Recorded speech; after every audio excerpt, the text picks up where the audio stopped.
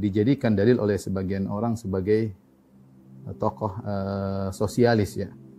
Karena nanti akan kita jelaskan insyaallah kalau ada waktu bahwasanya bagaimana Abu Dzar Al-Ghifari memiliki madhab yang berbeda dari para sahabat yang lain. Yang menurut beliau barang siapa yang memiliki harta kemudian lebih dari kecukupannya maka harus diinfakkan, tidak boleh disimpan. Beliau menganggap barang siapa yang menyimpan harta lebih daripada kecukupannya maka harta itu akan menjadi bencana baginya pada hari kiamat kala. Dan ini menyelisihi madhab para sahabat yang lain. Oleh karenanya beliau hidup dengan penuh kezuhudan yang luar biasa, biasa sehingga dipahami oleh sebagian orang bahwasanya tokoh sosialis adalah Abu Dzar Al-Ghifari, di mana dia memandang bahwasanya harta negara harus dibagi kepada seluruh kaum muslimin secara merata sebagaimana pemahaman sosialis yang berkembang ya, bertentangan dengan para sahabat yang lain ya. Namun itu adalah pendapat yang keliru ya, karena Abu Dzar menyelisih para sahabat yang lain dan dia punya mazhab sendiri dalam hal ini ya. Oleh karenanya ini bukanlah sesuatu yang diserukan oleh Islam, tapi ijtihad beliau radhiyallahu taala anhu sebagaimana disebutkan oleh para salaf. Beliau mendapati hadis-hadis dari Nabi SAW di awal Islam tentang bagaimana hidup yang penuh dengan kezuhudan, dan beliau menganggap itu perkara yang wajib. Kemudian Nabi SAW memberi keringanan kepada para sahabat dan beliau tidak mendapati hadis-hadis tersebut, sehingga beliau berpegang pada hadis-hadis awal yang beliau dengar dari Nabi SAW. Demikian juga Abu Dzar Al-Ghifari radhiyallahu taala anhu juga dijadikan dalil tentang bentuk menentang, memberontak kepada pemerintah. Maka ditulis sebuah buku seperti ditulis oleh Qadri Al-Qal'aji yang judulnya Abu Dzar Awwalu Sa'irin, yaitu Abu Dzar adalah tokoh pertama kali yang memberontak atau menentang pemerintah, sehingga seakan-akan sikap menentang pemerintah adalah suatu yang dianjurkan sebagaimana sikap Abu Dzar kepada Utsman bin Affan radhiyallahu taala anhum ajma'in. Tapi ini juga tidak benar karena dibangun di atas hadis-hadis yang dhaif. Nanti akan kita sebutkan hadis yang sahih bahwasanya Abu Dzar tidak demikian ya. Yang pertama tadi juga ada sebuah buku judulnya Abu Dzar Awwalu Ishtiraki, yaitu tokoh sosial pertama dalam Islam ya. Ini buku ditulis ya tentang salah paham tentang Abu Dzar radhiyallahu taala anhu. Demikian juga orang-orang Syiah menulis tentang sirah Abu Dzar. Mereka termasuk sahabat yang tidak dikafirkan oleh mereka adalah Abu Dzar ya, selain Ali bin Abi Thalib, kemudian Ammar bin Yasir, di antaranya Abu Dzar, ini Salman Al-Farisi ya. Empat orang ini ya. Ali bin Abi Thalib, di antaranya Ali bin Abi Thalib, selain Ali bin Abi Thalib maksudnya Ammar bin Yasir, Al-Miqdad, kemudian Abu Dzar ya, Ammar bin Yasir, Al-Miqdad, di antaranya juga Abu Dzar dan Salman Al-Farisi. Mereka meriwayatkan hadis-hadis yang dhaif, bahkan hadis-hadis palsu, di mana menurut mereka Abu Dzar mengingkari Utsman bin Affan yang melakukan dalam bahasa buruk mereka adalah mengumpulkan uang dan dibagi-bagikan di antara para pejabat dari Bani Umayyah, sehingga Abu Dzar kemudian marah, kemudian dia pun pergi meninggalkan kota Madinah menuju negeri Syam sambil membacakan firman Allah, "Wa basyiril ladzina kafaru bi'adzabin alim." Berilah kabar gembira, yaitu berilah kabar gembira kepada orang-orang kafir dengan azab yang pedih. Seakan-akan Abu Dzar mengkafirkan Utsman bin Affan. Riwayat-riwayat seperti dijadikan pegangan oleh orang Syiah untuk mengkafirkan Utsman bin Affan radhiyallahu taala anhu. Namun ini semua tidak benar karena ternyata hubungan Abu Dzar dengan Utsman baik ya. Kemudian tuduhan-tuduhan bahwasanya Utsman bin Affan mengusir Abu Dzar dari kota Madinah, kemudian suruh tinggal di Rabadah.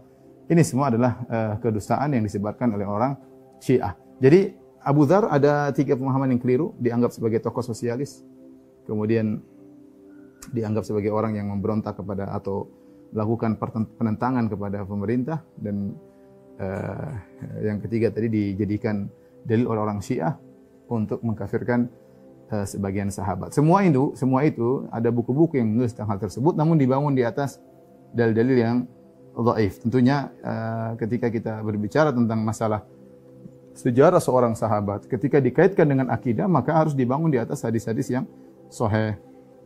Taib. Abu Dzar Al-Ghifari radhiyallahu taala anhu ya. Namanya ada khilaf di kalangan para ulama, ada yang mengatakan namanya adalah Jundub bin Junadah, ada yang mengatakan Yazid bin Junadah, ada yang mengatakan Barir bin Junadah atau Barir bin Abdullah, ada yang mengatakan Jundub bin Sakan. Tapi yang terkenal adalah Jundub bin Junadah. Datang dalam sebagian riwayat Rasulullah SAW memanggil dengan nama Junaidib, tetapi riwayatnya dhaif, Tapi yang masyhur bahwasanya Abu Dzar Al-Ghifari namanya adalah Jundub bin Junadah. Adapun kunyah beliau adalah Abu Dzar.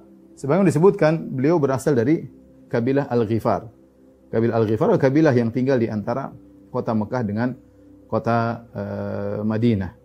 Yang jadi masalah, kabilah Ghifar adalah kabilah yang dibenci oleh orang-orang Quraisy. Kenapa? Karena mereka menghalalkan Ashhurul Hurum.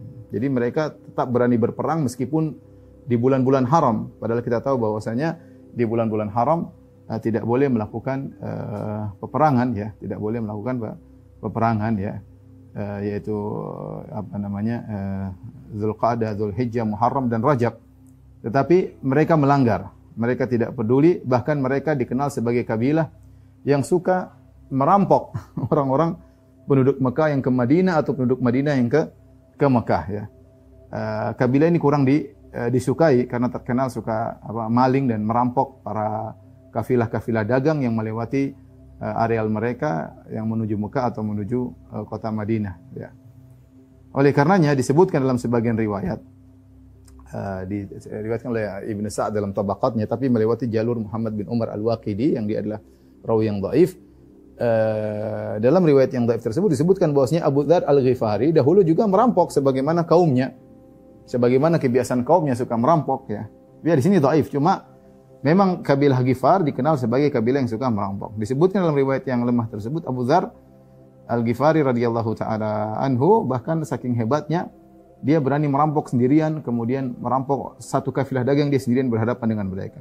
Kalau mereka sudah lihat Abu Dzar datang, maka dia seperti binatang buas yang mengerikan, ditakuti oleh orang-orang. Namun sekali lagi hadis tersebut hadis yang dhaif, meskipun dia berasal dari kabilah yang ma'ruf suka merampok ya, yaitu kabilah Ghifar. Namun akhirnya Allah Subhanahu wa taala memberikan hidayah kepadanya untuk masuk Islam ya. Karena ikhwan dan akhwat yang dirahmati Allah Subhanahu wa taala, bisa jadi seorang mungkin kita lihat dalam kondisi buruk, namun jika Allah kasih hidayah maka dia akan menuju jalan Allah Subhanahu wa taala. Siapapun dia ya. Bisa jadi ada bekas perampok yang sadar, bisa jadi ada bekas penjahat yang sadar, atau ya banyak hal, bekas pezina yang sadar, bekas dukun yang sadar ya. Tetapi Allah beri hidayah kepada mereka sehingga mereka kembali kepada jalan yang lurus. Di antaranya Abu Dzar Al-Ghifari radhiyallahu taala anhu, berdasarkan tadi riwayat yang disebutkan bahwasanya beliau dahulu merampok kemudian akhirnya diberi hidayah oleh Allah Subhanahu wa taala.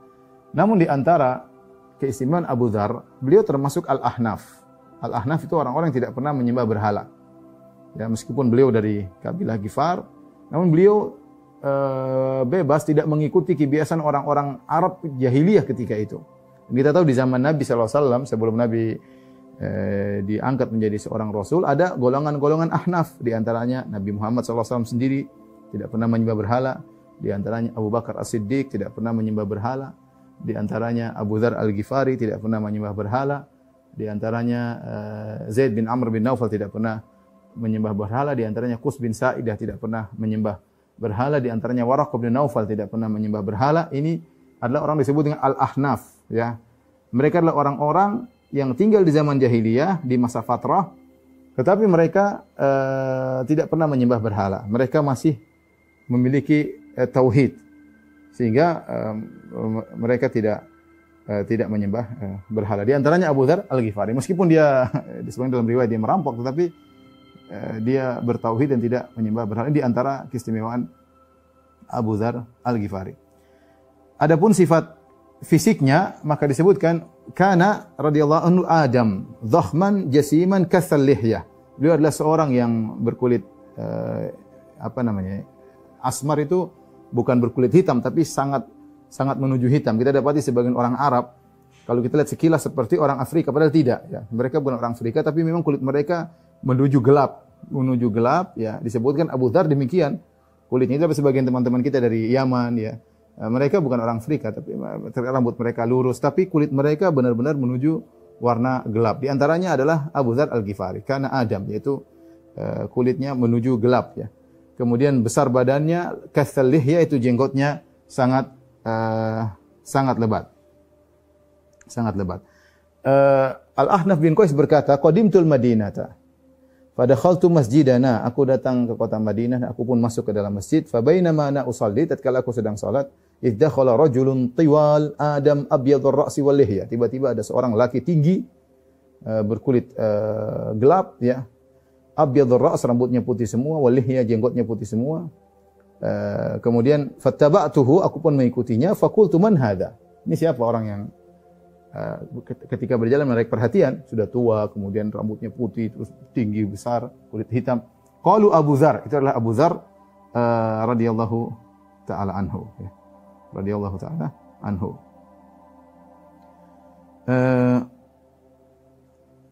Abu Dzar radhiyallahu taala anhu ya, memiliki banyak keutamaan, nanti insyaallah akan kita singgung juga di kesempatan berikutnya ya. Di antaranya beliau berjihad bersama Nabi sallallahu alaihi wasallam. Jadi beliau masuk Islam masih di awal-awal dakwah Nabi di kota Mekah, tapi kemudian Nabi menyuruh beliau untuk berdakwah di kampung beliau Al-Ghifar. Ya, maka beliau pun pergi ke Ghifar, kabilah Ghifar, kemudian beliau berdakwah dan beliau tidak kembali lagi ke Nabi ya, karena beliau menunggu kaumnya. Kaumnya sebagian sudah beriman, setengahnya mengatakan tunggu, kami tidak mau beriman. Sampai Muhammad pergi ke Madinah. Karena Rasulullah mengatakan, saya akan berhijrah ke suatu daerah yang Zatun Nakhlah, yang memiliki banyak korma. Menurutku itu adalah Yathrib, adalah kota Madinah. Ya. Ya, nanti kalau saya di sana, kok silakan datangi aku. Kemudian Abu Dzar berdakwah kepada kaumnya dalam waktu yang lama. Sebagian beriman, sebagian tidak mau. Mereka mengatakan, kami beriman kalau Muhammad pergi ke kota Madinah. Dan akhirnya ketika Rasulullah sudah berhijrah, maka akhirnya sebagian lagi dari kabilah Ghifar akhirnya beriman dan Abu Dzar berhijrah ke kota Madinah belakangan ya. Belakangan, sehingga beliau tidak ikut dalam perang Badar, beliau tidak ikut dalam perang Uhud, beliau tidak ikut dalam perang Khandaq. Tapi perang-perang yang lain beliau ikuti. Di antara perang yang tidak beliau ikuti misalnya perang Dzatur Riqa dan perang Banil Mustalik. Kenapa beliau tidak ikut? Karena Rasulullah SAW menyuruh beliau mengganti beliau menjadi amir di kota Madinah. Adapun perang-perang yang lain beliau ikuti radhiyallahu taala anhu ya. Di antaranya beliau ikut dalam perang Tabuk ya. Kemudian beliau juga ikut dalam perang Hunain ya. Bahkan beliau membawa bendera peperangan ya. Dan demikian kata sebagian ulama, Abu Dzar Al-Ghifari seorang yang hebat ya. Dahulu sendirian bisa, sebagian datang riwayat tadi saya sebutkan, bisa merampok banyak orang. Maka kehebatan beliau digunakan untuk Islam ya. Kehebatan beliau digunakan untuk Islam. Bahkan disebutkan ketika perang Khandaq, jadi semua sudah jalan, Abu Dzar terlambat. Orang-orang sudah sampai pada tujuan, Abu Dzar terlambat. Kenapa? Ontanya enggak mau jalan. Ontanya enggak mau jalan. Maka Abu Dzar radhiyallahu taala anhu membiarkan ontanya, dia ambil barang-barangnya, dia pikul, kemudian dia jalan kaki menuju Tabuk. Menuju Tabuk ya, menunjukkan bagaimana beliau begitu sabar ya dalam menjalani hal-hal yang sulit, apalagi perang Tabuk adalah perang yang sangat sulit ketika itu. Musim panas, jarak jauh sampai 700 km. Kemudian musuhnya akan dihadapi Romawi yang sangat hebat ketika itu, dan Abu Dzar tidak mau ketinggalan ya. Sehingga ketika dia berjalan kemudian ontanya tidak bisa jalan, dia jalan kaki, angkat barang-barangnya dia pikul, kemudian dia berjalan melewati padang pasir untuk menuju kepada Nabi sallallahu alaihi wasallam ya. Sampai akhirnya ketika para sahabat sudah sampai, dari kejauhan ada kelihatan seorang berjalan di jalan dari kejauhan di sela-sela debu dan yang lainnya. Maka Rasulullah SAW berkata, kun Abu Dzar. Itu Abu Dzar, itulah Abu Dzar. Sepertinya itu Abu Dzar. Falamma ta'ammalul qaum, tatkala mereka lihat, Kata mereka, wallahi Abu Dzar, benar ya Rasulullah, itu adalah Abu Dzar. Kemudian Rasulullah SAW mengomentari dengan berkata, rahimallahu Abu Dzar, semoga Allah merahmati Abu Dzar, yamshi wahdahu, dia berjalan sendirian, wa yamutu wahdahu, dan dia akan meninggal sendirian, wa yub'atsu wahdahu, dan dia akan dibangkitkan sendirian. Dan ini menunjukkan bagaimana semangatnya Abu Dzar dalam berjihad bersama Nabi sallallahu alaihi wasallam. Tidak seperti sebagian kita, baru ada halangan sedikit berdakwah kayaknya gagal dakwahnya. Ada halangan sedikit tidak jadi ya. Ini sudah bayangkan berjalan di musim panas dalam waktu yang jauh, ontanya enggak jalan, pikul barang menuju kepada Nabi sallallahu alaihi wasallam. Adapun zuhud beliau, maka menakjubkan zuhud beliau. Tadi saya sudah sebutkan bahwasanya beliau punya madhab sendiri berbeda dengan para sahabat. Beliau menganggap bahwasanya semua harta yang berlebihan harus disedekahkan, diinfakkan, tidak boleh disimpan. Disimpan hukumnya haram. Semua harta yang disimpan akan menjadi bumerang bagi orang tersebut pada hari kiamat kelak. Ya, akan dipanaskan harta tersebut, kemudian dibakarkan kepada orang yang menyimpan harta tersebut pada hari kiamat kelak. Ya. Inilah mazhab Abu Dzar, nanti akan kita sebutkan belakangan. Dan ini di antara sebab menjadikan beliau sangat zuhud. Ya. Ya. Dan zuhud beliau sangat luar biasa. Ya. Jadi beliau tinggal di Ar-Rabadzah. Di akhir hayat beliau tinggal di Ar-Rabadzah. Rabadzah itu terletak di sebelah timur kota Madinah, kira-kira 200 km. Kira-kira 200 km beliau tinggal di situ dan beliau tinggal di situ dan akhirnya meninggal di situ. Saya bacakan tentang sebagian zuhud beliau dari Abu Asma, annahu dakhala ala Abi Dzar bir-Rabadzah. Satu hari Abu Asma menemui Abu Dzar dan Abu Dzar sedang berada di Rabadzah. Wa indahu imra'atun sauda musya'thah. Dan di sisi beliau ada seorang wanita berkulit hitam, ya. Apakah istrinya? Ya istrinya mungkin, musya'thah, rambut yang tidak apa, atau mungkin budaknya ya, budaknya yang rambutnya semrawut ya. Sepertinya budaknya laisa 'alaiha atharul majasid wal khuluq ya. Kemudian tidak ada keindahan di wanita tersebut ya. Kita tahu bahwasanya boleh seorang menggauli budak wanitanya, tapi budak wanita ini tidak ada hal yang menarik padanya ya. Yaitu tidak ada baju yang bagus, tidak ada bekas parfum, karena parfum wanita dahulu ada warnanya. Kemudian beliau berkata, "Ala tanzurun ma ta'muruna bihi?" Ya. Ma ta'muruni bihi. Tidakkah kalian melihat ya apa yang kalian mau perintahkan kepadaku? Ta'muruni an atiyal Iraq. Kalian mau saya pergi ke kota Irak ya, artinya mungkin jadi pejabat di sana ya. Kata Abu Dzar, fa idza ataituha malu alayya bidunyahum. Kalau saya tiba di Irak, orang-orang akan datang kepadaku dengan membawa dunia mereka. Wa inna khalili ahida ilayya. Sementara kekasihku Rasulullah SAW telah mengambil janji kepadaku atau telah mengingatkan kepadaku, anna duna jisri jahannam tariqan dha dahdin wa mazallah. Rasulullah telah ingatkan kepadaku bahwasanya di atas neraka ada sirat yang sangat mudah menggelincirkan ya, dan sangat mudah untuk menggoyangkan ya. Dhahdin mazallah, yaitu licin dan mudah untuk menjatuhkan. Ya, artinya dia ingat sirat, dia tidak berani memiliki harta yang banyak. Kemudian beliau berkata, wa inna an na'tiya alaihi wa fi ahmalina iktidarun ahra an nanjua min an na'tiya alaihi wa nahnu mawaqir. Kita melewati jalan tersebut, sementara tidak banyak harta yang kita bawa, kita mampu untuk mengikulnya. Lebih baik daripada kita melewati jalan tersebut sementara banyak harta yang kita bawa, bakalan kita jatuh dari jembatan tersebut.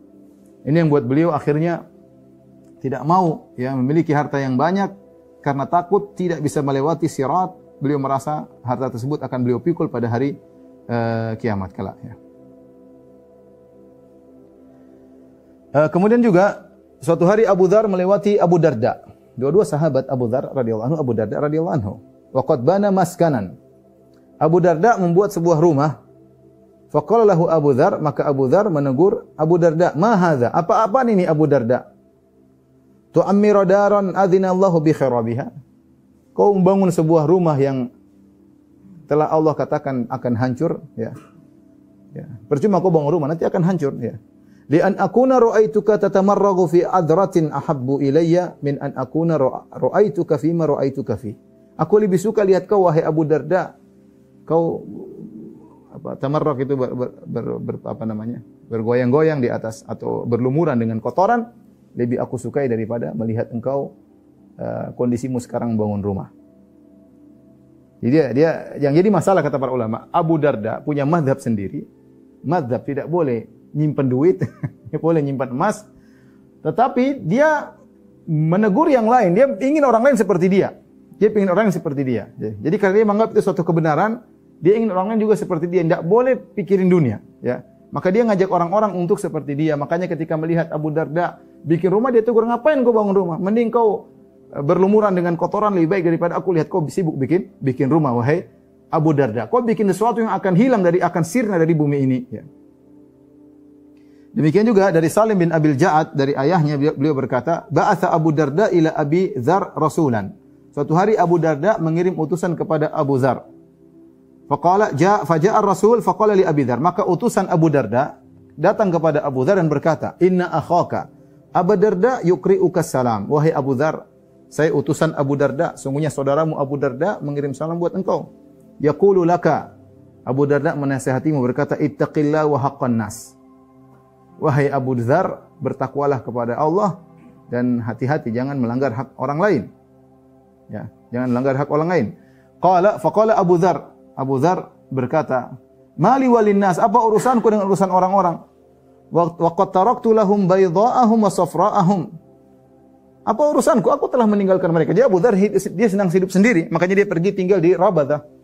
Rabadah sendiri jauh dari kota Madinah 200 km. Dia mengatakan, apa urusan manusia? Aku sudah tinggalkan mereka dengan perak mereka, dengan emas mereka. Kemudian dia berkata kepada sang utusan, intalik ilal manzil, mari pergi ke rumahku. Fantalaqa ma'ahu, maka orang tersebut masuk ke rumah Abu Dzar.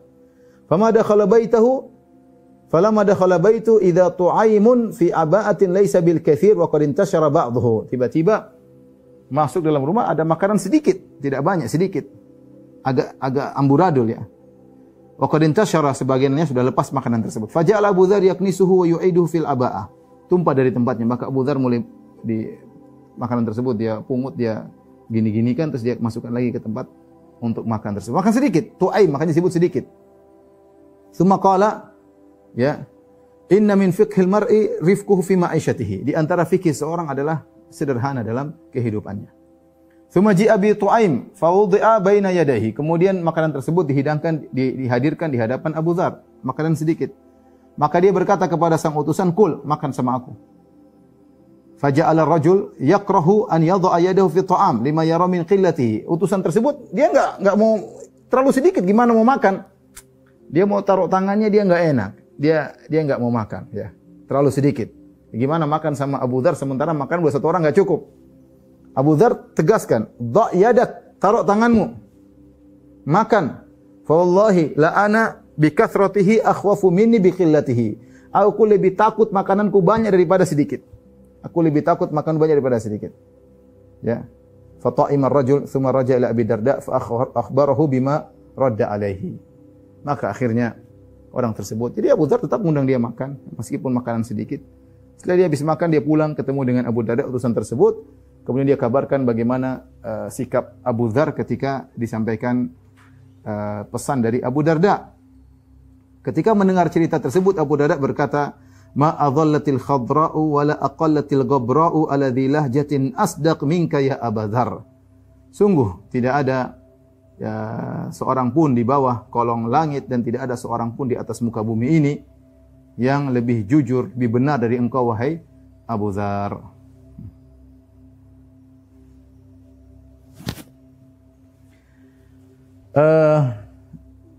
Abdullah bin Khiras berkata, "Ra'aitu Abu Dzar bir Rabadah wa indahu imra'atun lahu sahma aw syahba wa huwa fi midhallatin sauda." Ya. Aku melihat Abu Dzar di kota Rabadah dan di sisinya ada seorang wanita yang berkulit hitam, mungkin budaknya ya, yang menemani dia di situ. Wa huwa fi midhallatin sauda, dia sedang berada di semacam payung berwarna hitam atau kemah berwarna hitam. Faqila lahu, maka dikatakan, "Ya Abu Dzar, law takhadhta imra'atan hiya arfa'u min hadhihi." Kenapa kau tidak cari perempuan lebih baik daripada perempuan hitam? Ngapain kau simpan perempuan seperti ini? Ya, maksud Abu Dzar sahabat Nabi, kalau cari gampang ya. Maka Abu Dzar berkata, "Inni wallahi la an attakhidha imra'atan tad'uni ahabbu ilayya min an attakhidha imra'atan tarfa'in." Ya. Demi Allah aku lebih suka ya memiliki perempuan yang merendahkan aku daripada perempuan yang mengangkat dunia untukku ya. Perempuan bikin apa namanya? Buat aku akhirnya terikat dengan dunia ya. Subhanallah ya. Gitulah kehidupan Abu Dzar ya. Kemudian mereka berkata lagi, "Ya Abu Dzar, engkau seorang lelaki yang hampir seluruh anakmu meninggal dunia, anak laki-lakimu meninggal dunia seluruhnya." Ya, maka Abu Dzar berkata, artinya kau nikah lagi kan, bikin punya anak-anak, anakmu pada meninggal ya. Kata Abu Dzar, "Inna nahmadullah alladhi ya'khudhuhum minna fi daril fana wa yaddakhiru lana fi daril baqa." Kita memuji Allah Subhanahu wa taala, aku memuji Allah yang telah mengambil anak-anakku di dunia yang fana ini untuk menjadikan mereka sebagai simpananku ya di darul akhirat. Dan beliau duduk di atas sebuah qit'atil misah wal jawaliq, itu beliau duduk bukan di atas wisada atau di atas kursi atau di atas bantal, tapi beliau duduk ada semacam apa namanya panci atau semisalnya dibalik kemudian dikasih kain kemudian duduk di atasnya. Itu tidak pantas duduk seperti itu ya, tapi seperti itu mungkin ada baskom atau semisalnya diletakkan kain kemudian duduk di situ. Maka orang menegur, "Ya Abu Dzar, law ittakhadhta bisatan huwa alyanu min bisatika hada." Kenapa kau tidak mengambil yang lebih halus daripada ini, kain kasar ya, tempat duduk yang kasar. Abu Dzar berkata, "Allahumma ghufran." Ya Allah, aku mohon ampunanmu. Ya. "Khudz ma utit." Ambillah ya apa yang kau kehendaki, ambil dariku ya Allah. "Innama khuliqna lidarin laha na'mal wa ilaiha narji." Kita ini diciptakan bukan untuk di dunia, kata Abu Dzar. Kita diciptakan untuk akhirat, yang kita beramal sekarang untuk akhirat dan kita akan kembali kepada akhirat tersebut. Inilah contoh, maksudnya bagaimana zuhudnya Abu Dzar radhiyallahu taala anhu. Dan dia uzur radhiyallahu anhu, bukan beliau zuhud bukan berarti beliau tidak ditawarkan harta. Beliau ditawarkan harta, beliau tidak mau ya. Beliau tidak mau. Bahkan ada yang menawarkan harta ya. Seorang laki datang kepada Abu Dzar kemudian menawarkan harta kepada Abu Dzar. Abu Dzar berkata, ya semua orang menghormati para sahabat Nabi. Sehingga mereka lihat ada sahabat Nabi yang miskin, mereka mau kasih harta kepada sahabat Nabi. Maka Abu Dzar berkata, tidak perlu, saya enggak perlu ambil. Indana a'nuzun nahlibuha wa humurun tanquluna wa muharraratun takhdimuna wa fadlu aba'atin an kiswatina inni la akhafu an uhasab 'alal fadl. Beliau berkata, saya enggak perlu dengan pemberianmu. Saya sudah punya kambing-kambing, saya bisa perah susunya. Saya punya himar-himar dongki yang bisa saya gunakan sebagai tunggangan. Saya punya istri yang atau wanita yang melayani saya ya. Dan saya punya baju lebih daripada yang sedang saya pakai, dan aku khawatir aku dihisab atas harta yang berlebihan milikku. Enggak usah. Saya enggak mau dihisab. Ya. Saya enggak mau dihisab.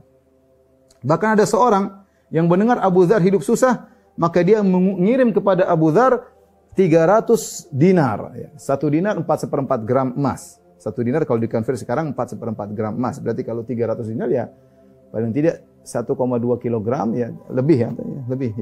Ya 1 kilo lebih. Ya. Subhanallah, Abu Dzar tidak mengambil uang tersebut, harta tersebut. Dia berkata, "Ma wajada Abdullah man huwa ahwan alaihi minni?" Ya.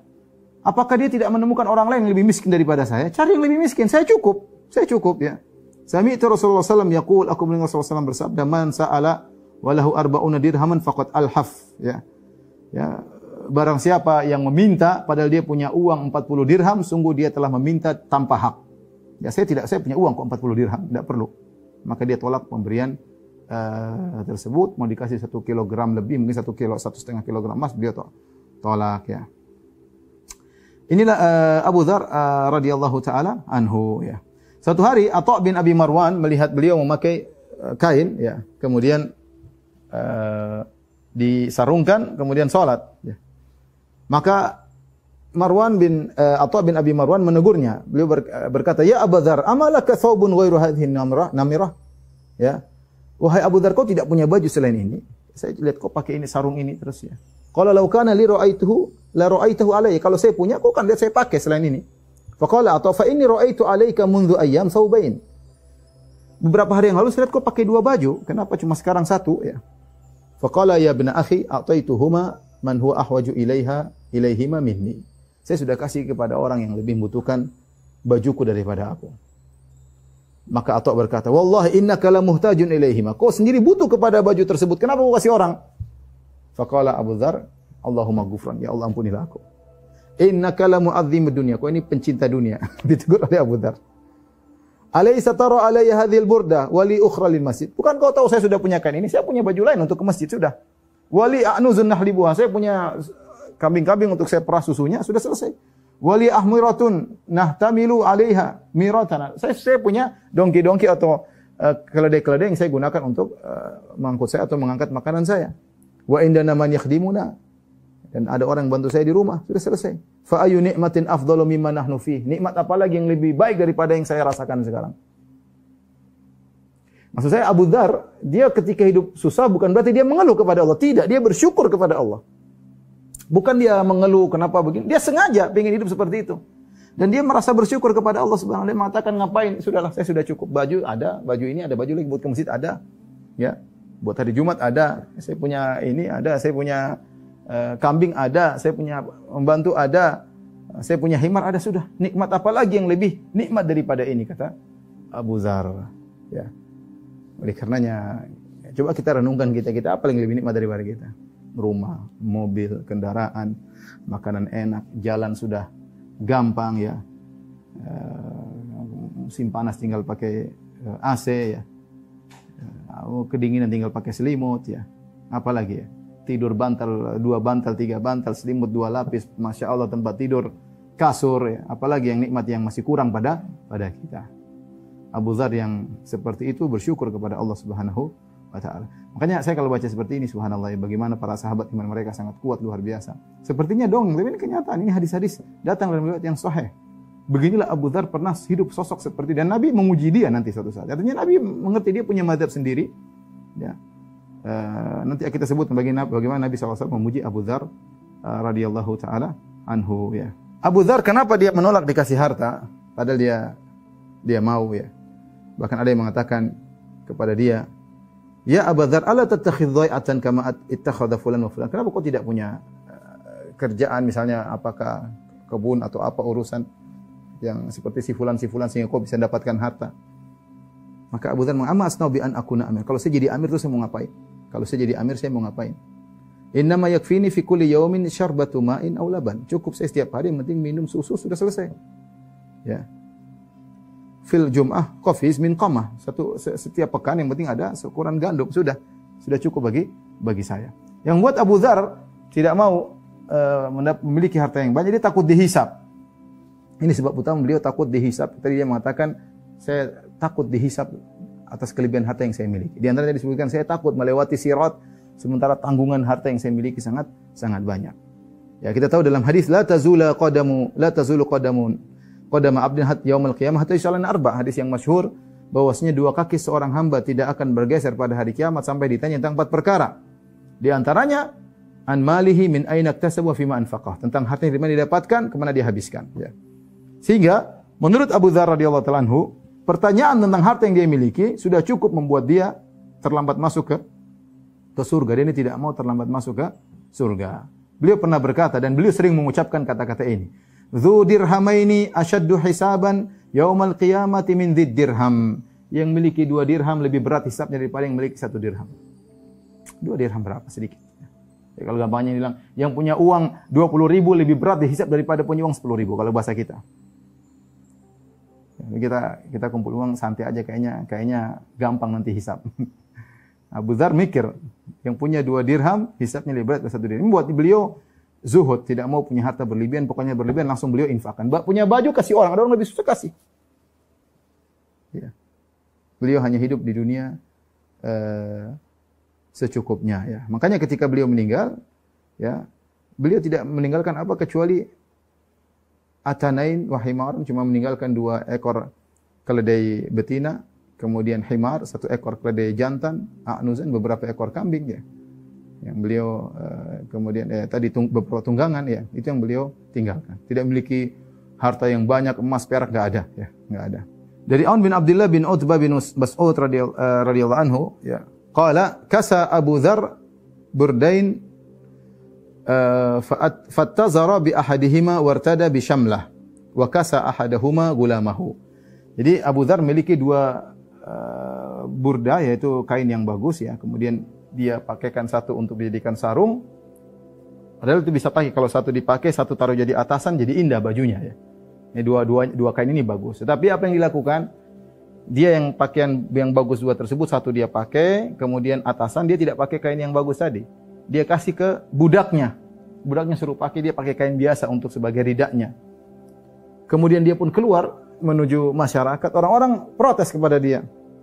Lau kunta labistahuma jami'an kana ajmal. Kalau kau pakai dua-duanya, itu lebih bagus Abu Dzar.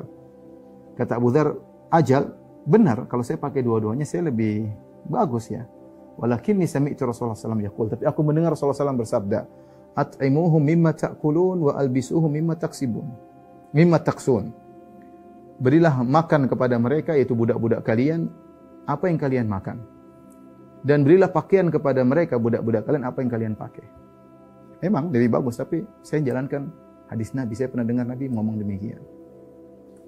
Siapa di antara kita yang seperti ini? Pakaikan bantu kita dengan baju kita, ya. Pakaikan supir kita dengan baju kita, ya. Tentu tidak ada di zaman sekarang, ya. Tapi ini pernah dipraktikkan oleh Abu Dzar radhiyallahu taala. Tidak lain karena dunia tidak ada nilainya di sisi Abu Dzar radhiyallahu taala anhu. Dan Abu Dzar radhiyallahu anhu adalah seorang yang alim, ya. Makanya beliau adalah seorang mufti, tempat bertanya di zaman Abu Bakar, di zaman Umar, dan juga di zaman Utsman radhiyallahu taala anhu. Orang-orang mengakui ilmunya karena beliau termasuk awal-awal yang masuk Islam dan beliau memiliki ilmu, tetapi ilmu beliau tentu saja ada kekurangannya, tidak ada yang sempurna. Oleh karenanya disebutkan tadi Abu Dzar radhiyallahu taala anhu, ya, mendengar sebagian hadis Nabi tentang zuhud sehingga beliau memahami tentang wajibnya zuhud, ya. Sementara setelah itu Rasulullah memberi keringanan kepada para sahabat tentang bolehnya menyimpan harta, yang penting sudah dibayarkan zakatnya, yang penting haknya sudah ditunaikan, maka tidak mengapa menyimpan harta kalau ada maslahatnya. Beliau tidak mendapati hadis-hadis belakangan, ya, karena namanya sahabat tidak selalu bermajelis dengan Nabi SAW. Sehingga apa yang pernah beliau dengar, beliau jadi pegangan dan beliau menganggap itu yang benar. Sementara para sahabat mendapati hadis-hadis yang lain yang mungkin mereka pahami, tidak jadi masalah seorang menyimpan harta selama zakatnya ditunaikan. Beliau meriwayatkan, kata Zahabi, 200 hadis, ya, 281 hadis. Di antaranya 12 hadis yang diriwayatkan dalam Sahih Bukhari dan Muslim. Kemudian ada 2 hadis diriwayatkan oleh Bukhari saja dan 19 hadis diriwayatkan oleh Muslim saja, ya. Jadi ada total hadis yang diriwayatkan oleh Abu Dzar sekitar 281 hadis. Tapi kita akan bahas tentang bagaimana Islamnya Abu Dzar. Perhatikan bagaimana Islamnya. Abu Dzar bercerita tentang dirinya sendiri, bagaimana dia Islam. Ya. Kita sebutkan tadi dia dari kabilah Ghifar, kabilah yang keras, ya, yang tegas, ya. Makanya Abu Dzar ini orang yang tegas, keras. Apalagi kabilah itu terkenal suka ngerampok, ya. Tidak ada basa-basi, tegas, tidak ada basa-basi. Itu kabilahnya Al-Ghifar. Abu Dzar bercerita, ya, kharajna min qaumina Ghifar wa kanu yuhilluna asy-syahrul haram. Kami keluar dari kaum kami, yaitu kaum kabilah Ghifar, dan mereka adalah kaum yang menghalalkan syahrul haram. Syahrul haram tidak boleh terjadi peperangan kalau mereka enggak ada masalah. Mau perang di bulan-bulan haram enggak jadi masalah. Padahal ini suatu kode etik yang telah disepakati oleh orang jahiliyah. Bahkan sebelum Nabi diutus menjadi seorang nabi, semua orang sudah sepakat bahwasanya Asyhurul Hurum itu harus dihormati, tidak boleh berperang di bulan-bulan tersebut. Ya, kalau mau berperang tunggu setelah bulan-bulan haram tersebut. Tetapi kabilah Ghifar, karena mereka kerjanya merampok, mereka nggak ada masalah. Mau bulan haram, bulan apa, Muharram, ya mereka tetap merampok, nggak ada masalah. Fa kharajtu ana wa akhi Unais wa ummuna. Maka keluarlah kami dari kampung kami, saya dan saudara saya Unais dan ibunda kami, bertiga. Fa nazalna ala khalin lana. Maka kami pun mampir di rumah paman kami. Khal yaitu maksudnya saudara ibu. Khal, saudara ibu kami. Fa akramana khaluna wa ahsana ilaina. Maka paman kami tersebut memuliakan kami, memberi makan kepada kami. Fa hasadana qaumuhu. Akhirnya kaumnya hasad kepada kami. Dia cerita ketika dia masih jahiliyah, dia belum masuk Islam. Kaum dari omku atau dari pamanku hasad kepada kami. Maka mereka bikin kebohongan isu kepada paman kami. Mereka berkata, innaka idza kharajta an ahlika khalafa ilaihim Unais. Wahai fulan, kalau kau keluar meninggalkan rumahmu, itu ponakanmu itu ganggu istrimu. Ponakanmu ganggu istrimu. Ya akhirnya pamannya, ya namanya orang Arab punya kecemburuan yang sangat tinggi. Faja'a khaluna fanatha alaina alladhi qila lahu, ya. Akhirnya ya paman kami datang kemudian dia ceritakan kepada kami apa yang isu yang dia dengar, ya. Akhirnya Abu Dzar marah. Abu Dzar berkata, "Ama ma madha min ma'rufika faqad kaddartahu." Wahai Om, kau telah berbuat baik kepada kami. Tapi gara-gara omonganmu ini menuduh kami bahwasanya si Unais saudaraku mendatangi istrimu, ya kau telah merusak kebaikanmu. Wala jima'alaka fima ba'd. Saya tidak akan berkumpul lagi dengan engkau selama-lamanya. Ini maksudnya ya, bagaimana sikap Abu Dzar yang orangnya tegas. Tegas, serius, tidak ada basa-basi. Ini omnya sendiri. Tapi om nuduh saya macam-macam. Omnya sudah, kita enggak ada ketemu lagi. Assalamualaikum, gampangannya begitu. Ya. Faqarrabna sirmatana fahtamalana 'alaiha. Kami pun segera pergi membawa tunggangan-tunggangan kami. Kemudian kami naik pergi. Wa taqatta khaluna thawbahu faja'ala yabki. Om kami pun menyesal, ya.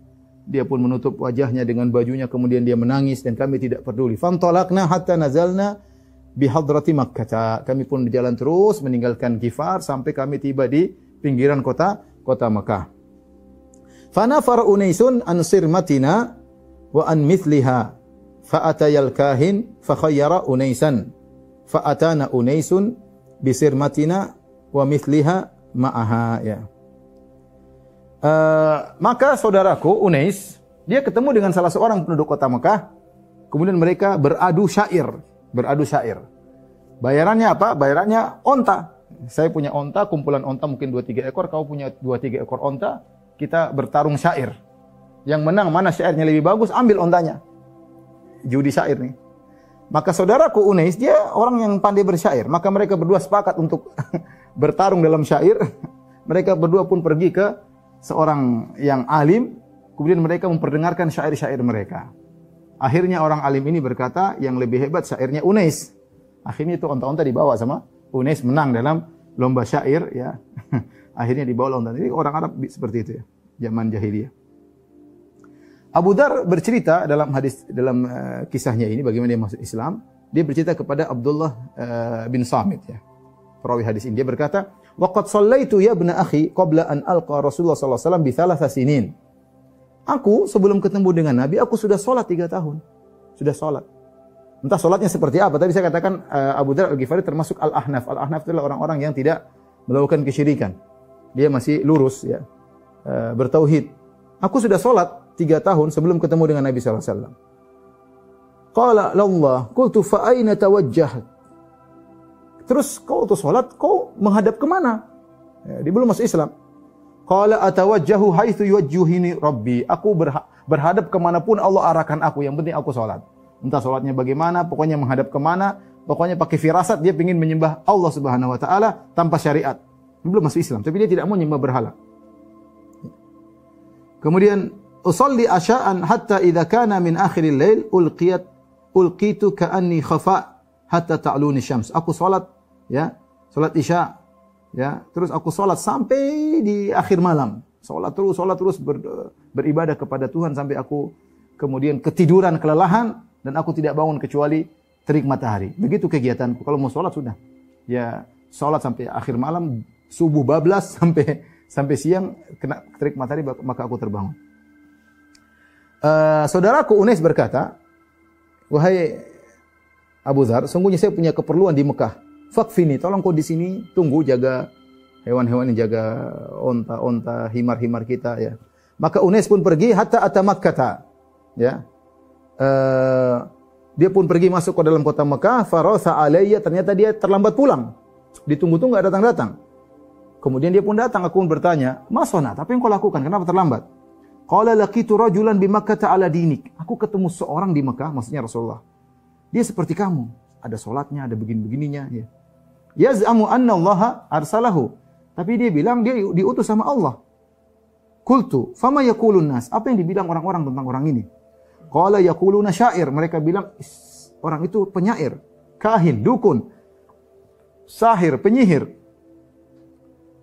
Kita sudah katakan tadi Unais adalah seorang ahli syair. Unais mengomentari, laqad sami'tu qaulal kahana, fama huwa biqaulin. Aku sudah mendengar perkataan-perkataan dukun. Itu orang itu ngomongnya bukan perkataan dukun.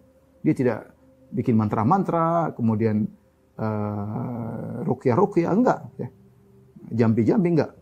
Walaqad wada'tu qawlahu ala aqra'is syi'r, falam yalta'im ala lisani ahadin ba'di annahu syi'run. Saya juga sudah timbang perkataan dia, saya taruh dibandingkan dengan syair-syair yang saya tahu bagaimana ada wazan-wazannya. Apa yang diucapkan orang tersebut bukan syair. Bukan syair. Kenapa mereka nuduh dia syair? Kenapa mereka nuduh dia dukun? Unais bilang aneh, ya. Ya. Tidak cocok. Wallahi innahu la sadiq wa innahum lakadzibun. Kata Unais, saudaranya Abu Dzar, demi Allah itu orang benar. Mereka yang tuduh dia syair atau dukun, mereka yang berdusta. Mereka yang berdusta. Abu Dzar penasaran.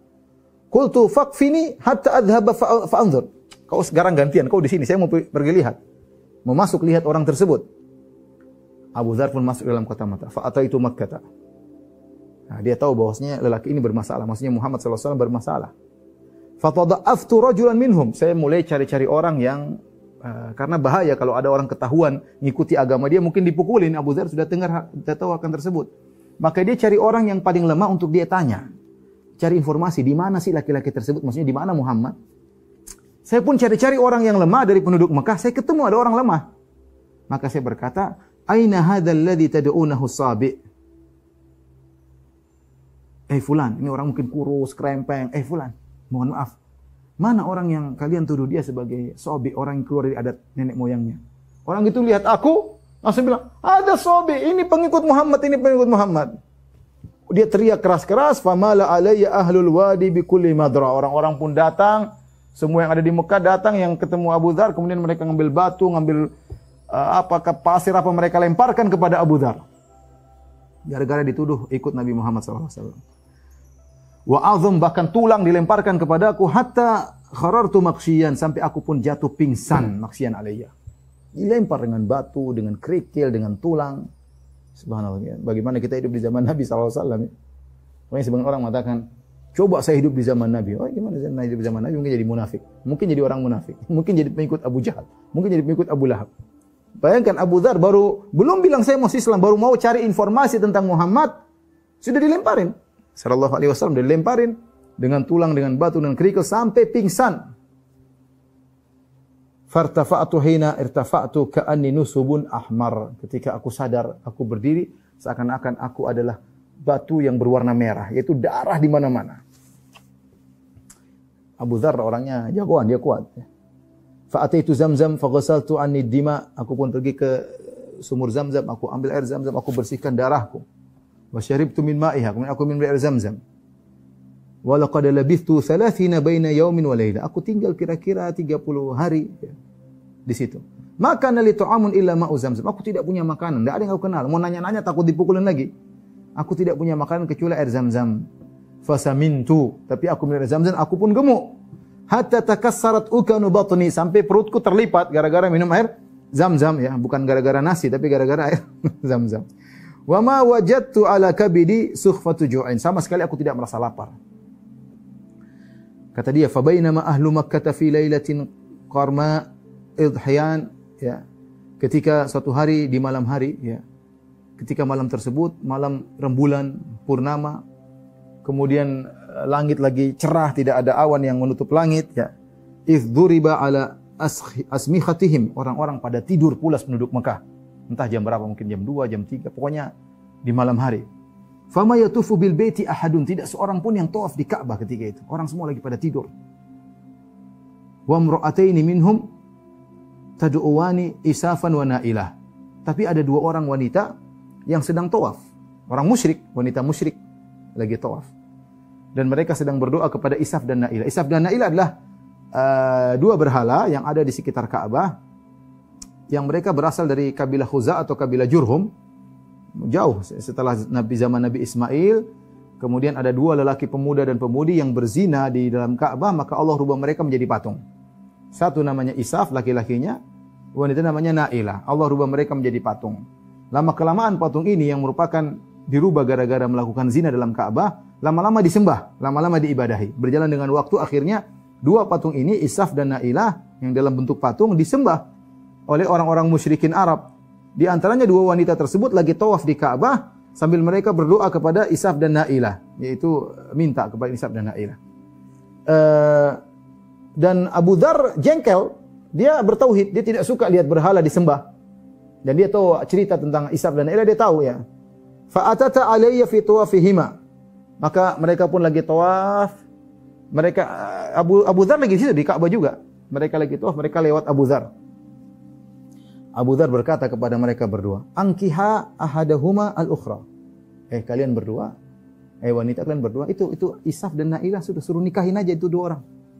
Atau suruh taruh patung laki-lakinya patung perempuannya, suruh bahasa kasarnya, dia bikin jengkel dua wanita tersebut. Itu kalian kan nyembah dua patung itu, patung laki-laki, pemuda dan pemudi.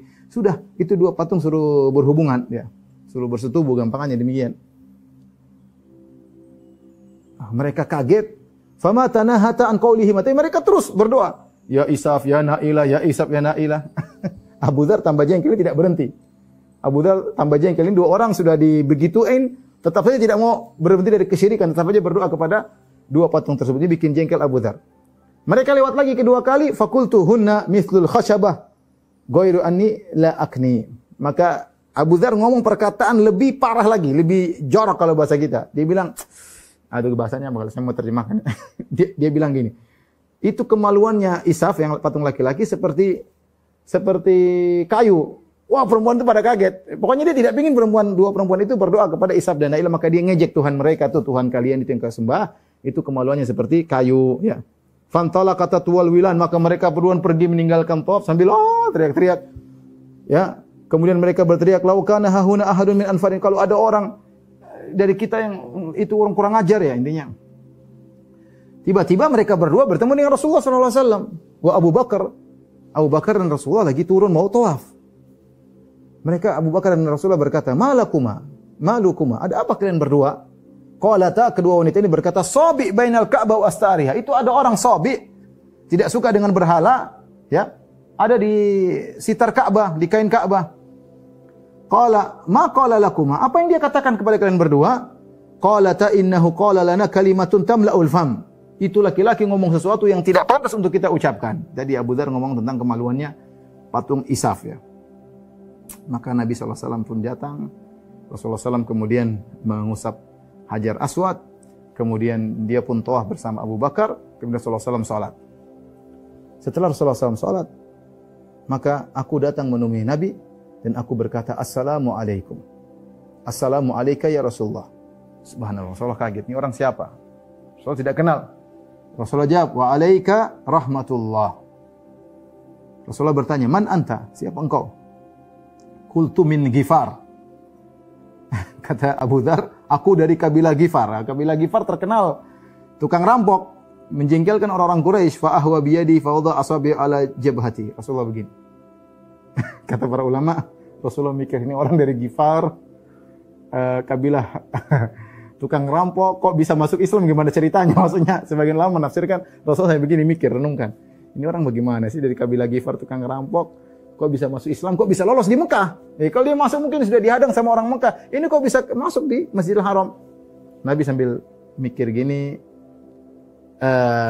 aku berkata dalam diriku, kata Abu Dzar Al-Ghifari, kariha anni intamaitu ila Ghifar. Kayaknya Nabi enggak suka saya Al-Ghifari, kayaknya enggak suka. Tapi Nabi tidak komentar, Nabi cuma begini aja. Kayak mikir gitu. Fa dhahabtu akhudhu bi yadihi. Ya. Faqada'ani, ya. Ya, aku pun ingin mengambil sahibuhu, maka aku pun ingin mengambil tangan Nabi, maka Abu Bakar larang, jangan, enggak usah. Ya. Wa kana a'lamu bihi minni. Tentu dia lebih tahu daripada aku, kata Abu Bakar. Tsumma rafa'a ra'sahu. Rasulullah begini, kemudian Rasulullah SAW angkat wajahnya. Rasulullah berkata, "Mata kunta hahuna? Sejak kapan kau di sini?" Wahai Abu Dzar. Qultu kuntu hauna mundu 30 baina lailah wa yaum. Saya sudah sini 30 hari ya Rasulullah. Faman kana yut'imuka. Rasulullah mikir, kamu dari kabilah Ghifar, musuhnya orang-orang Quraisy, masuk Islam lagi, bikin masalah. Enggak masuk Islam aja mungkin dibunuh sama orang Quraisy, apalagi masuk Islam. Bikin masalah ya. Terus siapa yang kasih makan kamu? Faman kana yut'imuka. Siapa yang kasih makan kamu selama ini? Aku menjawab, "Makana li ta'amun illa ma'u Zamzam." Aku tidak punya makanan kecuali air Zamzam. Fasamintu hatta takassarat ukanu batni. Aku pun jadi gemuk sampai perutku berlipat-lipat. Wa ma ajidu ala kabidi sukhfatu ju'in. Aku tidak merasakan lapar sama sekali. Rasulullah berkomentar, "Innaha mubarakatun." Sungguhnya air Zamzam air yang berkah. "Innaha ta'amu tu'min." Itu adalah makanan yang bisa mengenyangkan. Air Zamzam adalah makanan yang bisa mengenyangkan. Maka Abu Bakar berkata, "Ya Rasulullah, idzan li fi ta'amihi laila." Ya Rasulullah, izinkan aku untuk menjamu dia malam ini. Famtalaka Rasulullah SAW wa Abu Bakar wa amtalaktu ma'ahuma. Aku pun berjalan bersama Abu Bakar dan aku pun berjalan Rasulullah berjalan sama Abu Bakar dan aku mengikuti mereka berdua. Fafatah Abu Bakar baban faja'ala yaqbidu lana min zabibit Taif. Maka Abu Bakar pun membuka pintu, kemudian Abu Bakar memegangkan kepada kami zabib, yaitu anggur yang sudah dikeringkan ya dari Taif. Wa kana dzalika awwala ta'amin akaltuhu biha. Itu makanan pertama yang aku makan selama 30 hari ya. Ya. Thumma ghabartu ma ghabart. Kemudian aku pun tinggal di situ ya. Kemudian aku datang kepada Rasulullah SAW, ingin ikut kepada Nabi. Kata Nabi, "Inni qad wujihat li ardun dzatu nakhilin la uraha ila Yathrib." Aku telah ditampakkan kepadaku, aku diarahkan untuk pergi ke suatu kampung atau suatu kota yang situ banyak kormanya. Menurutku itu adalah kota Madinah. Fahal anta muballighun anni qaumaka? Maukah engkau Abu Dzar, kau pulang ke kaummu dan berdakwah di sana? Asallahu an yanfa'ahum bika wa ya'juraka fihim. Semoga Allah membuat kau bermanfaat sehingga mereka dapat hidayah dan Allah akan berikan pahala kepada engkau.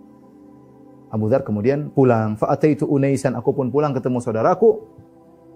Kelamaan 1 bulan lebih. Qala fama sana'ta?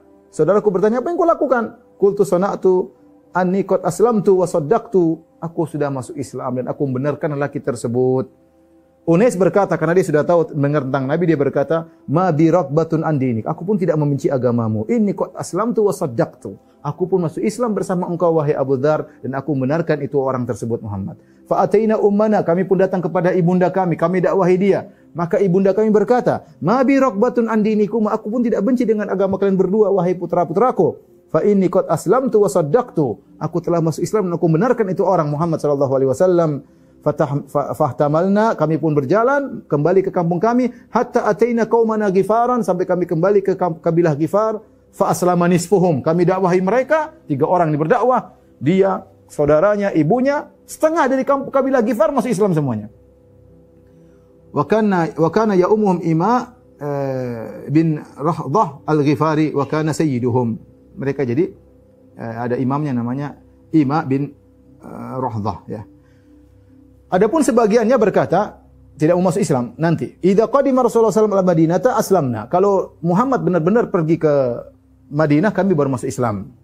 Akhirnya Abu Dzar nungguin mereka. Abu Dzar tidak pergi ke Rasulullah, nunggu mereka. Faqadima Rasulullah sallallahu al-Madinata fa aslama nisfuhumul baqi. Akhirnya Rasulullah sallallahu berhijrah ke kota Madinah, maka seluruh Ghifar akhirnya masuk Islam. Wa ja'at Aslam, datang lagi kabilah Aslam. Faqala ya Rasulullah ikhwatuna nuslimu ala alladhi aslamu alaihi. Kabilah Aslam, kabilah Ghifar ada hubungan saudara. Maka mereka berkata, "Ya Rasulullah, saudara-saudara kami dari Ghifar sudah masuk Islam, kami pun ingin masuk Islam bersama mereka." Fa aslamu, mereka pun masuk Islam gara-gara kabilah Ghifar masuk Islam. Maka Rasulullah SAW berkata, "Ghifar ghafarallahu laha." Kabilah Ghifar, tukang merampok dan macam-macam kata Nabi. Ghifar, kabilah Ghifar, semoga Allah mengampuni mereka. Wa aslama, adapun kabilah Aslam, salamahullah, semoga Allah memberi keselamatan kepada mereka atau Allah memberi kedamaian kepada mereka. Dan ini menunjukkan bagaimana jasanya Abu Dzar Al-Ghifari ketika dia berdakwah yang masuk Islam. Bayangkan 2 kabilah. Kabilah Ghifar masuk Islam seluruhnya, kabilah Aslam juga masuk Islam seluruhnya gara-gara Abu Dzar radhiyallahu taala anhu. Dalam riwayat yang lain ya, bagaimana kisah Islam Abu Dzar ya. Abu Dzar ketika mendengar tentang diutusnya Rasulullah sallallahu alaihi wasallam, Abu Dzar berkata kepada saudaranya Unais, "Irkab ila hadzal wadi fa'lam li fa'lim li ilma hadzal rajul alladhi yaz'umu annahu ya'ti al-khabaru minas sama'. Kata Abu Dzar, wahai Unais, pergilah kau ke dalam kota Mekah cari kabar tentang itu orang yang ngaku-ngaku dia telah mendapat kabar dari langit. Jadi maksudnya Allah di langit diturunkan kabar kepada wahyu kepada Nabi Muhammad sallallahu alaihi wasallam. Jadi dia cari kabar tentang orang itu yang menyangka bahwasanya kabar dari langit telah datang kepada dia, ya. Intinya akhirnya saudaranya pergi, kemudian dia balik, dia berkata, "Ra'aituhu ya'muru bimakarimil akhlaq wa kalaman ma huwa bisyair." Aku melihat dia menyuruh kepada akhlak yang mulia, dan dia telah berbicara dengan Al-Qur'an, suatu ucapan yang itu bukan syair, ya. Intinya kemudian Abu Dzar berkata, "Ma syafaitani fima aradtu fatazawwad wa hamala syanna." Kau tidak cukup, saya ingin pergi sendiri. Akhirnya dia pergi masuk kota Mekah sebagaimana tadi telah kita jelaskan, akhirnya ketemu Rasulullah sallallahu alaihi wasallam. Dalam suatu malam Abu Dzar di Masjidil Haram, kemudian datang Ali bin Abi Thalib, ya. Datang Ali bin Abi Thalib. Ali bin Abi Thalib datang lihat ada orang asing di dalam Ka'bah atau di Masjidil Haram. Maka Ali tahu ini orang gharib, orang yang asing. Tatkala Ali melihatnya, maka Ali ikuti. Ya, mereka berdua saling melihat. Kemudian mereka tidak saling bertanya, ya, karena sama-sama khawatir ini siapa itu siapa, ya. Sampai pagi hari, ya. Kemudian sampai hari kedua, sampai hari ketiga, ya. Sampai akhirnya setelah 3 hari baru mereka saling bertanya-tanya. Akhirnya Ali tahu bahwasanya ini Abu Dzar ingin ketemu dengan Rasulullah sallallahu alaihi wasallam. Intinya setelah Abu Dzar masuk Islam, kemudian Abu Dzar dikatakan oleh Nabi sallallahu alaihi wasallam tadi, "Irji ila qaumik fa akhbirhum hatta ya'tiyaka amri." Pulanglah kau Abu Dzar ke Ghifar, berdakwahlah sampai datang perintahku kepadamu. Kalau suruh ke sini maka ke sini. Tapi Abu Dzar ternyata tidak diam. Maka dia berkata, "Walladzi nafsi biyadihi la asrukhanna biha baina dhahranaihim." Demi Allah yang jiwaku berada di tangannya, aku akan teriak di hadapan mereka orang-orang Quraisy. Padahal Rasulullah bilang, jangan banyak teriak, sudah pulang ke rumah sana berdakwah. Tapi dia tidak peduli. Hatta atal masjid, maka dia pun datang ke Masjid Haram. Mungkin siang hari dia teriak. Dengan suara yang paling keras dia berkata, "Asyhadu an la ilaha illallah wa anna Muhammadan Rasulullah." Aku bersaksi tidak sembahyang yang berhak disembah kecuali Allah dan Muhammad adalah utusan Allah. Wa saral qaumu fadarabu hatta abja'uhu. Mereka pun datang, mereka pukul dia sampai dia pun terkapar. Abu Dzar radhiyallahu taala anhu. Kemudian datang Al-Abbas. Al-Abbas selamatkan dia. Abbas mengatakan kepada orang Quraisy, "Wailakum, kalian tahu ini dari Ghifar, hati-hati. Kalau kalian celakakan dia, nanti kalian lewat di Ghifar, kalian akan diganggu perdagangan kalian." Baik, demikian saja kajian kita kepada para jamaah Masjid Asy-Syafi'i rahmatullah subhanahu wa taala. Insyaallah kita lanjutkan pada pertemuan pekan depan. Kurang lebihnya saya mohon maaf. Wabillahi taufiq wal hidayah. Assalamualaikum warahmatullahi wabarakatuh.